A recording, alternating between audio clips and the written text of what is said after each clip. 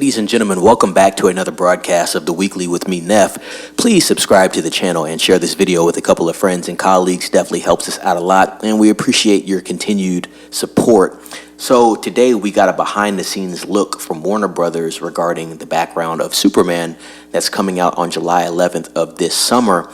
I did not watch this video. Video is going to be playing in the background for all you that are interested, and I'm going to link it in the description if you want to see more.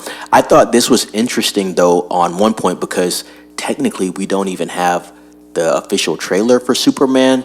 Now, what I'm going to say is, because I did a video saying that the Superman trailer was going to release in April, to be quite honest, I honestly feel like that sneak peek that we got about a week or two ago suffices as a trailer. 5 minutes of content for the film.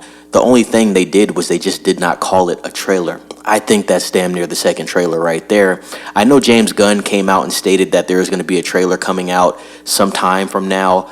More than likely, I think they may be trying to figure out when Universal is going to drop the trailer for Jurassic World. Now, why is that? Jurassic World drops on 4th of July weekend. That comes out on July 2nd, 2025. Superman is on the 11th. So direct competition in a sense, because Jurassic World is going to be a movie that's been heavily invested in by Universal Pictures.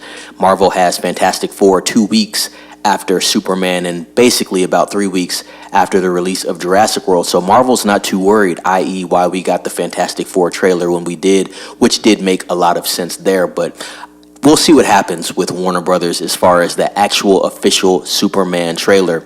So really, I feel we have about 3 big pieces of content at this point. You have the teaser trailer, which I thought sufficed as a trailer. Then you had the sneak peek preview. Did not watch it. I know it was playing in theaters with a Minecraft. Very good marketing on Warner Brothers' part. Also, gonna be watching Sinners tomorrow night. I thought it was 12. Tomorrow night. And I'm wondering if they're going to show it in Sinners. Although Sinners is a horror film that's rated R, I wonder if they're going to try to cross-promote both the same company there.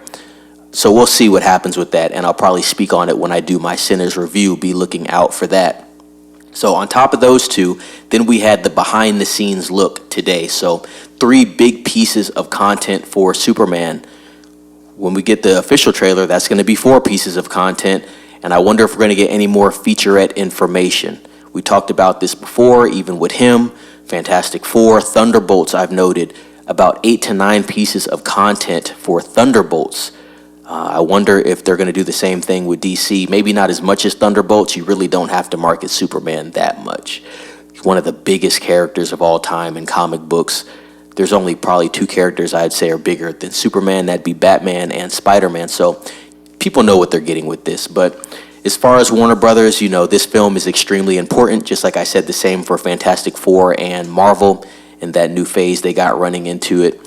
One thing that DC is having to worry about that Marvel really doesn't have to is DC's actually trying to introduce a whole new universe. So that is going to be an interesting dynamic as well. But I do think it is cool that DC and Warner Brothers is showing the foundation of the build-up for this film. What it does is it gives the viewer, who is in tune with everything creatively, it gives the viewer a chance to look at the background of this film and have a connection with this film before they see it. You actually get to look at the work that went into the film and you appreciate it more. So when you see it on the screen, you're already going in with an appreciation. I do think this was very interesting how they marketed this. Rather than actually titling any of this content an official trailer, they said, look, we're going to give you the background of this, let you feel it out. So when you do watch it, you already have an impression of what you are getting, and an impression from the standpoint of the build-up. Like I said, it's a different way to market. Very interesting, to be quite honest. But like I said, we're speculating right now on how much content we're going to get before Superman releases, when that official trailer actually releases, even though, as I stated, it's basically been done with that sneak peek. And then we'll discuss from there.